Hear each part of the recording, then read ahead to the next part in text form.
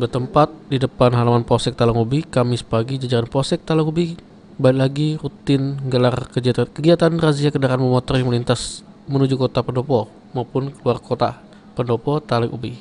Seluruh kendaraan baik roda 2 maupun roda 4 tak luput dari pemeriksaan petugas.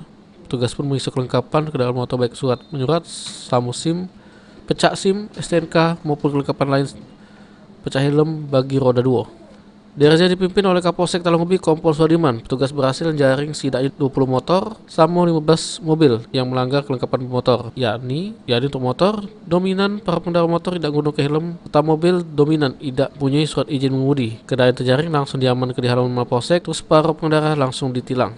Kapolsek Talang-Ubi Kompol Suadiman jelaskan bahwa razia kendaraan bermotor dilakukan selain untuk menertibkan para pengendara motor supaya lebih tertib menggunakan helm saat berkendara serta mobil memperlengkap surat menyuratnya, juga untuk menciptakan keamanan sama ketertiban masyarakat, pacak mencegah aksi tindakan kriminalitas sama narkoba yang melintas di Kabupaten Pali. Ini razia rutin yang kita laksanakan jajaran dari Polsek Talang-Ubi Polres Muara Enim untuk menertibkan agar kedepannya lalu lintas di Kecamatan Talang-Ubi Kabupaten Penungkal aman dan matang lebih tertib lagi.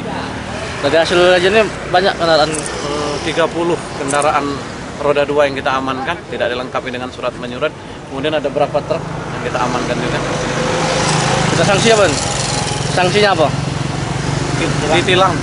Tilang, Pak. Kemudian untuk sidang di Pengadilan Negeri Muara Enim. Husniawan, PAL TV.